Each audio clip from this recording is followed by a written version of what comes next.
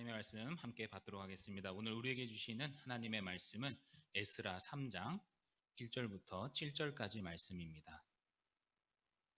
구약 성경 713면에 있습니다. 에스라 3장 1절에서 7절까지 말씀입니다.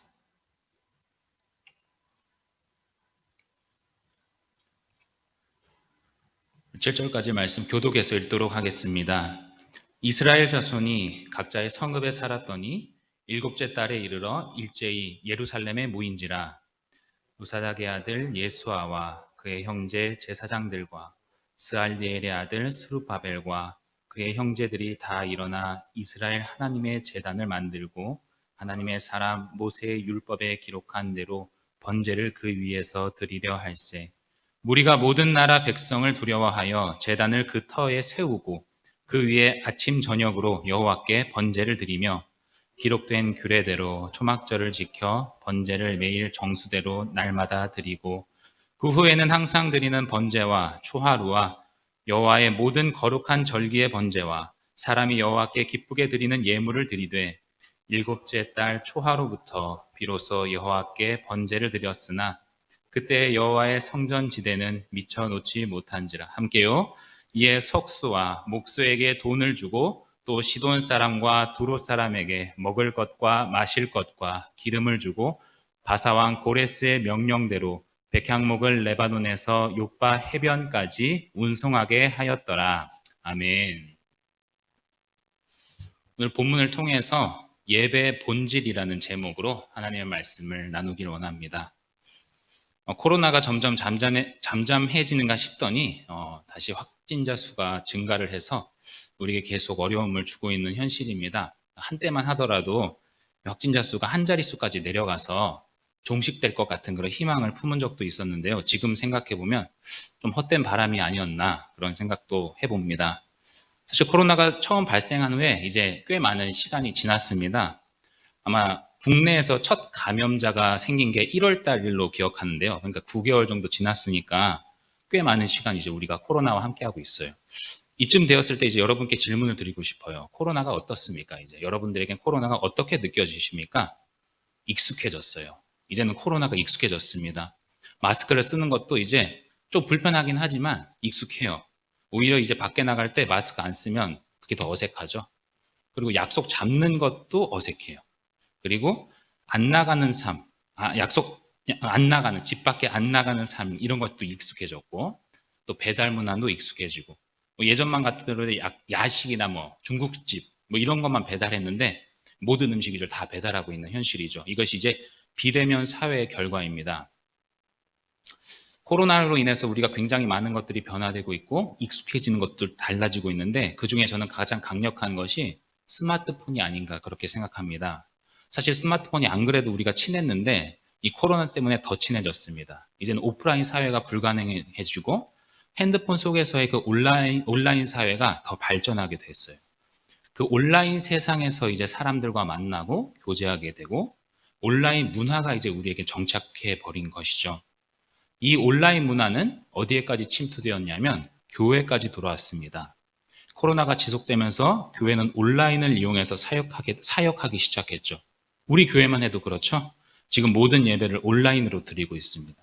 아침부터 일어나면 뭐를 켜야 돼요? 핸드폰부터 켜야 됩니다. 새벽 영상 봐야 되고 수요 예배 지금 여러분도 온라인으로 드리고 있죠. 금요 성령 집회, 주일 예배, 주일학교 부서 예배 다 핸드폰 속에서 펼쳐지고 있습니다. 핸드폰 없으면 교회 교류가 불가능해졌어요. 저는 이런 상황 가운데 교역자로서 고민거리가 생겼어요. 온라인 사역에 대한 의문점이 들었습니다. 온라인으로 하는 이 모든 사역을 우리가 하고 있는데 과연 성도들에게 신앙에 있어서 이 온라인 사역이 정말 유익한 게 맞는 것일까? 도대체 어떻게 성도들에게 안내해야 되는 것일까?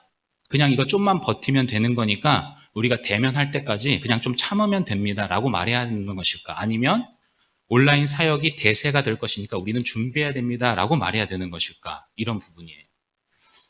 소그룹 모임이라든지 간단한 성경 공부, 교재 중심의 온라인은 그래도 괜찮은 것 같아요. 그건 큰 상관없는데 문제는 예배입니다.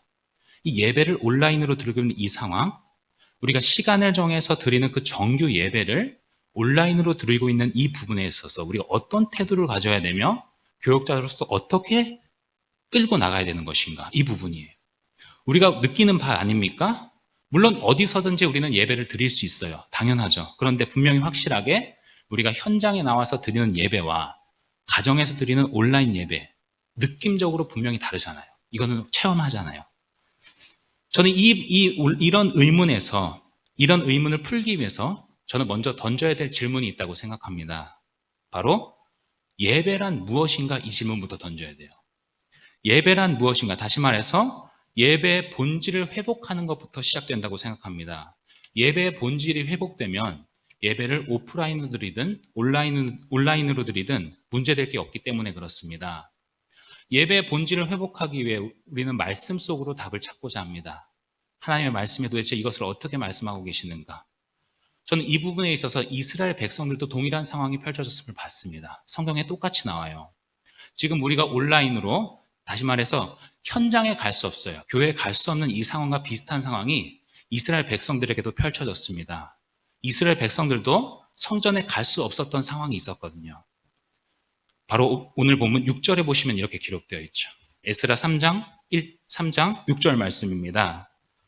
일곱째 달 초하루부터 비로소 여호와께 번제를 드렸으나 그때 여호와의 성전 지대는 미쳐놓지 못한지라, 이렇게 기록되어 있죠. 지금 이 6절 말씀을 보시면 번제라는 단어가 등장하고 성전이라는 단어가 등장합니다.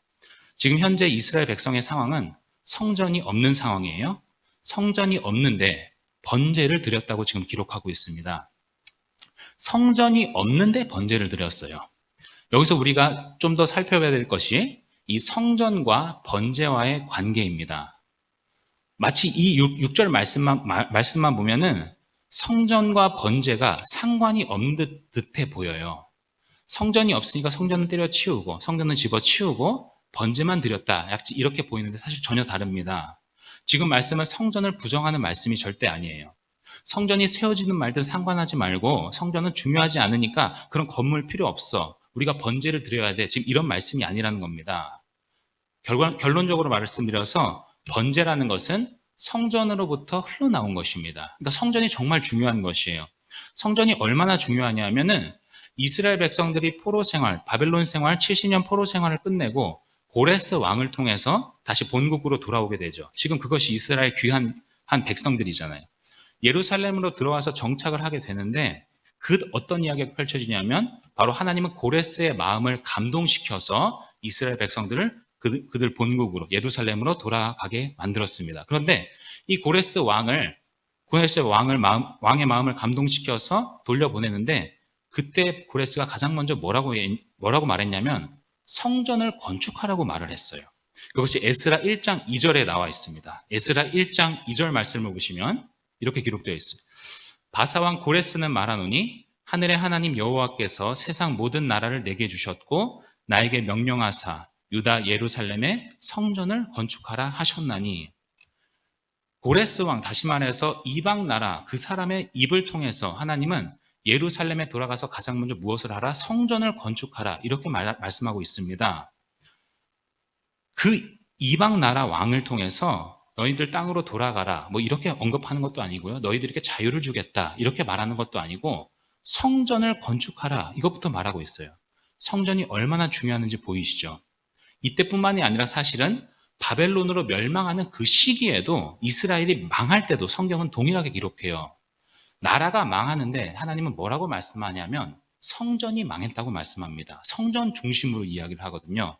그게 역대하 36장 17절부터 19절까지 나와 있거든요. 역대하 36장 17절에서 19절 제가 읽어드리겠습니다.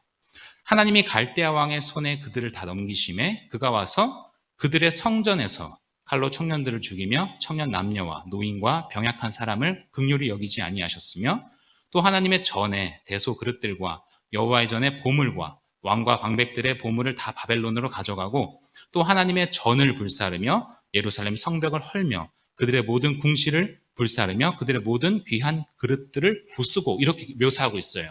다시 말해서 이스라엘 땅, 유다 땅이 망하는 그 장면도 성전 중심으로 이야기하고 있다는 것입니다. 이스라엘이 망했는데 성전이 망했다는 것, 똑같은 이런 말이라는 것이죠. 성전은 정말 중요한 것이 맞습니다. 지금 이스라엘 백성들 마치 성전이 없으니까 번제를 드렸다. 성전의 중요성을 약화시키는 듯한 뉘앙스가 있지만 절대 그렇지 않습니다. 성전은 번제만큼 중요한 것입니다. 이스라엘 백성들이 지금 성전이 지어지지 않는 이때에 본국으로 돌아와서 성전이 없지만 성전이 없는 때에 번제를 드렸다는 것은 성전에서 흘러나오는 그 번제를 드렸다는 뜻입니다. 다시 말해서 포로 생활을 마치고 돌아온 그 이스라엘 백성들이 가장 먼저 해야 할 일은 무엇이었냐면 성전을 건축하는 일이 맞았어요. 성전을 반드시 건축해야 했습니다. 그것이 가장 회복에 시급한 일이었어요. 그래서 예수아와 수룹바벨이라는 사람을 중심으로 돌아온 그 포로 귀환자들이 가장 먼저 성전을 지어야 했다는 것이 분명합니다. 그런데 성전을 짓는 게 쉽습니까? 뚝딱 됩니까? 안 되잖아요. 무언가를 건축한다는 것 자체가 이미 시간도 걸리고 비용도 들고 사람도 동원돼야 되는 거잖아요. 건물 짓는 게 금방 일어나는 일이 아니니까. 또 게다가 그 유다 백성들이 예루살렘으로 돌아온 그 땅에는 이미 사람들이 살고 있었어요. 사마리아 백성들. 그 사마리아 백성들이 성전을 짓는다는 그 유다 백성들을 방해하는 세력도 있었거든요. 방해 공작, 여러 가지 비용들, 시간들, 이런 것들을 다 종합해 볼 때 성전을 건축하는 것은 금방 되어지는 일이 아닌 거예요. 성전을 짓긴 지어야 되는데 물리적인 소요 시간도 필요하고 완성되기까지의 기간이 필요하니까 무엇을 해야 하나요? 번제를 드려야 되는 거예요. 다시 말해서 성전 속에 있는 그 성전 안에서 펼쳐져야 하는 그 번제를 먼저 드리겠다는 것입니다. 성전에서 드려야 할 번제를 성전 건물이 없으니까 번제부터 드리겠다는 것이 바로 이스라엘 백성들이에요. 번제라는 것이 성전으로부터 흘러나온 번제임이 되게 우리가 주목해야 되는 거예요. 사실 번제는 성전이 있기 전부터 있었던 의식이거든요. 구약에서 가장 먼저 번제를 드렸던 사람 노아입니다. 노아가 홍수 심판 이후에 밖으로 나와서 가장 먼저 번제로 하나님께 예배를 드렸어요. 짐승을 죽여서. 정결한 짐승이죠. 노아를 통해 가장 먼저 번제가 이루어졌어요. 그 다음에 족장시대 아브라함이나 이삭이나 야곱 번제를 드렸습니다. 모리아 산에서 있었던 그 일 있잖아요. 아브라함이 이삭을 죽이려 했던 그거 번제입니다. 그때부터 번제가 있었어요. 근데 그때는 성전이 있었습니까? 없었어요. 그렇죠? 그러니까 지금 이스라엘 백성들이 번제로 드리겠다는, 즉 귀한 백성들이요. 귀한한 백성들이 번제로 드리겠다는 이 번제는 성막과 성전이 생긴 이후에 하나님께서 주신 말씀에 대한 그 번제입니다. 다시 말해서 레위기에서 소개되고 있는 그 번제예요. 의식과 절차가 굉장히 복잡한 번제를 말합니다. 단순히 짐승을 죽인 번제와 달라요. 노아가 드렸던 번제, 아브라함이 드렸던 번제와 차원이 다른 모세가 하나님으로부터 받았던 그 레위기 말씀의 번제, 그것입니다. 레위기에서 말하는 번제 의식 어떻습니까? 소의 번제로 한번 예로 들어볼까요? 어떤 일이 펼쳐졌는지. 소의 번제를 드리기 위해서 봉헌자, 그러니까 백성이 숫소를 제사장에게 끌고 와야 됐습니다. 반드시 수컷만 가능했어요. 암컷은 드릴 수 없습니다. 수컷 소를 가지고 끌고 옵니다. 그러면 그 수컷 소에게 제사장이 그 머리에 안수를 합니다. 무슨 의식입니까? 죄를 전가하는 거죠. 속죄 의식을 하겠다는 거죠. 그렇게 머리에 안수를 하고 그 다음에 수소를 잡는데 백성이 잡습니다. 백성이 칼로 그 수소를 자르고 가죽을 벗기고 각을 뜹니다. 머리 나누고 고기 나누고 지방부위 나눠요. 피가 엄청 나오겠죠? 그 피를 제사장이 제단에 막 뿌리기 시작합니다. 피와 제단에 관련된 거는 제사장만이 다룰 수 있었어요. 짐승을 처리하는 일은 백성의 몫이었고요. 그렇게 피가 제사장에 뿌려지고 그렇게 각든 고기들과 지방 그런 것들을 제사장이 제단 위에다 올려놓습니다. 그리고 나무도 올려놔요. 그리고 불을 지펴요. 내장과 다리, 이 나머지 부위는 백성이 깨끗이 씻어요. 그리고 제사장은 그 얹어진 고기, 머리 뭐 이런 것들을 이제 불살릅니다. 이게 번제 의식이에요. 이렇게 복잡한 번제 의식을 이스라엘 백성들은 얼마나 했을까? 매일 2번씩 해야 됐어요. 아침, 저녁으로. 이것을 상번제라 그럽니다. 아침마다, 저녁마다 계속 불타는 것이죠. 매일 하는 것뿐만 아니라 안식일에는 특별히 더 해야 됐고요. 매달 첫째 날, 다시 말해서 초하루에도 또 더 해야 했어요. 절기 때는 더 복잡합니다. 예를 들어서 초막절이 되면은 초막절을 7일 동안 지키는데, 그러니까 7월 15일이 초막절인데 그 7월 15일부터 7일 동안 매일매일 번제를 드리는데 상번제가 추가적으로 더 드리는 거예요. 그때는 소와 그 양과 그 수가 매일매일 달라요. 민수기에 기록되어 있거든요. 29장에. 어쩔 때는 소가 13마리, 어쩔 때는 12마리, 어쩔 때는 11마리. 굉장히 복잡해요. 그렇게 까다롭고 복잡한 번제를 드렸다는 거예요. 이 까다롭고 정말 의식이 복잡한 이 번제, 지금 귀환한 백성들, 예루살렘에 도착한 이 백성들 어떻게 합니까? 그대로 지킵니다. 그게 오늘 본문에 나와 있잖아요. 3절부터 5절까지 말씀이에요. 오늘 에스라 3장 3절부터 5절을 보시면 무리가 모든 나라 백성을 두려워하여 제단을 그 터에 세우고 그 위에서 아침 저녁으로 여호와께 번제를 드리며 기록된 규례대로 초막절을 지켜 번제를 매일 정수대로 날마다 드리고 그 후에는 항상 드리는 번제와 초하루와 여호와의 모든 거룩한 절기의 번제와 사람이 여호와께 기쁘게 드리는 예물을 드리되 포로 생활 끝에 귀환한 이스라엘 백성들 성전은 비록 없었지만 하나님께서 명령하신 그 모세의 규례대로 명령하신 그 번제 그대로 다 지키기 시작합니다. 너무나도 번거로운 일이었을 거예요. 아침마다 1년 된 어린 양 드려야 했고요. 안식일이 되면 1년 된 흠없는 순양 드려야 됐고 2마리씩 드려야 됐고 초하루, 초막절 정말로 복잡한 이 의식이 계속 진행되는 것입니다. 성전은 비록 없었지만 번제는 드리고 있었던 이 이스라엘 백성들의 하나님의 순종이에요. 번제가 이렇게 복잡하다는 건 번제를 통해서 하나님께 예배자로 나아갔다는 이 뜻은 우리의 노력을 말하는 것이 아닙니다. 지금 성경이 말하는 것은 우리가 예배자로 설 때 너의 노력이 너무나도 다분하다, 노력이 중요하다, 인간의 노력에 지금 초점을 맞추는 것이 아닙니다. 번제에 대한 초점은 무엇이냐면 대가에 대한 거예요. 대가. 하나님께 나아가기 위해서 반드시 대가가 필요하다는 것을 지금 말씀하고 있습니다. 무슨 대가입니까? 속죄의 대가, 피의 대가를 말하는 거예요. 번제를 드리면 드릴수록 이스라엘 백성들은 뼈저리게 느꼈어요. 뭐요? 동물의 희생이요. 그 아무 잘못 없는 동물은 계속해서 죽어나갑니다. 불타서 없어지고 있어요. 피 흘리면서 죽어나가요. 그 상황을 제사장은 계속 보고 있습니다. 백성들도 마찬가지죠. 자신들이 각을 뜨면서 계속해서 느껴졌을 겁니다. 이 피에 대한 대가. 하나님께 나아가기 위해서는 이것이 없으면 나갈 수 없다는 것이죠. 결코 나갈 수 없다는 것. 예배 본질이 무엇입니까? 속죄의 대가가 필요했다는 것입니다. 번제를 통해 우리는 분명히 알 수 있어요. 이 제물에 대한 중심입니다. 제물을 잡는 데 있어서, 동물을 잡는 데 있어서 웃으면서 진행할 수 있었을까요? 결코 그럴 수 없었을 거예요. 어떻게 그것이 가볍게 여겨질 수 있을까요? 그 의식이. 매일매일 진행되는 그 번제 의식을 통해 피에 대한, 생명에 대한 그것의 분명한 중요성을 백성들은 간과할 수 없었던 것입니다. 죽음에 대한 엄숙한 시간, 그것이 매일매일 진행되었다는 것입니다.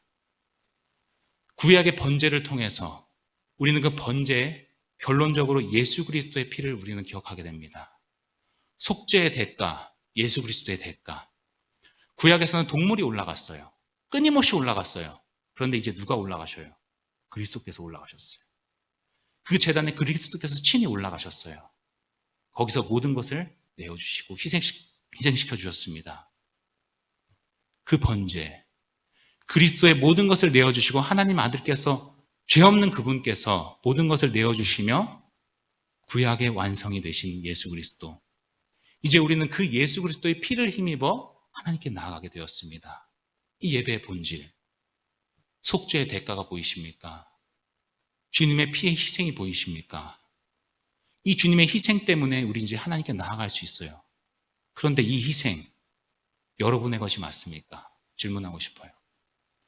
예수 그리스도께서 제단에 올라가셔서 모든 것을 내어주시고 피를 흘리시고 다 이루셨는데 그것이 남의 일이 된다면 우리는 그 어떤 것도 예배자로 설 수 없어요. 세상 사람들과 별반 다르지 않습니다. 예수 그리스도께서 죽으셨다는 그 사실이 그저 남의 이야기로 들린다면 우리는 예배자가 될 수 없습니다. 그 이야기가 나의 이야기가 되어야 됩니다. 예수 그리스도의 죽음이 나의 이야기가 된다는 것이 무슨 뜻입니까? 바울은 이렇게 고백합니다. 갈라디아서 2장 20절 말씀, 내가 그리스도와 함께 십자가에 못 박혔나니. 내가 그리스도와 함께 십자가에 못 박혔나니. 그런즉 이제는 내가 사는 것이 아니요 오직 내 안에 그리스도께서 사시는 것이라 말씀합니다. 주님께서 죽으신 그 십자가, 그것을 믿는 성도는 내가 그곳에 죽었다고 믿는 것입니다. 주님과 함께. 제단 위에 예수 그리스도께서 올라가서 죽은 것처럼 내가 제단 위에 올라가서 죽겠다는 것이 바로 예배자의 본질입니다. 그게 속죄의 대가를 치른 사람이에요. 온라인으로 드리든 오프라인으로 드리든 이 예배자에 대한 본질은 변함이 없어야 됩니다. 주님이 죽으셨듯이 내가 죽었다는 거예요. 내가 제물되었다는 뜻입니다. 내가 제물된 것 같은 마음으로 예배자로 서라는 것입니다. 나의 생각 있습니까? 제물인데. 나의 의견이 있습니까? 제물인데. 나의 의지가 있습니까? 번제단에 내가 올라갔는데 뭐가 필요합니까? 이게 바로 예배자의 자세입니다. 로마서 12장 1절 동일하게 고백하지 않습니까? 너희 몸을 하나님이 기뻐하시는 거룩한 산 제물로 드리라. 그것이 무엇입니까? 영적 예배니라. 제물이 되는 것이. 우리가 코로나로 인해서 비대면의 세계로 빠져들고 온라인으로 진행하고 있지만 교회에 갈 수 없고 현장에 참여할 수 없는 공간의 제약은 있지만 그럼에도 불구하고 우리가 가정에서 예배를 드리고 또 어디서든 예배를 드릴 수 있습니다. 상황은 달라질 수 있어요. 장소는 달라질 수 있어요. 그러나 예배자의 본질은 동일해야 됩니다. 제물이 되는 것이에요. 그리스도께서 나를 위해 제물 되었듯이 내가 그리스도를 위해 제물 되는 것입니다. 그러면 제물이 될 때 주님께서 살려주시는 것입니다. 죽는 것으로 끝이 아니에요. 내가 주와 함께 죽을 때에 주님께서 나를 다시 살려주시는 것입니다. 내가 제물로서 하나님께 나아가는데 내가 제물로서 온라인으로 예배를 드리는데 대충 드릴 수 있습니까? 누워서 드릴 수 있습니까? 그게 다 같은 맥락입니다. 제물로 서는 마음이에요. 제물로 서는 마음처럼 온라인으로 참여하시는 겁니다. 준비해야 되지 않겠습니까? 환경이 나를 방해한다면 조용한 곳으로 가야 되지 않겠습니까? 가족이 예배드리는데 방해가 된다면 나만 있는 그 공간을 정해서 가야 되는 게 맞지 않습니까? 그게 예배자의 자세이지 않겠습니까? 이것이 바로 제물된 예배자의 본질입니다.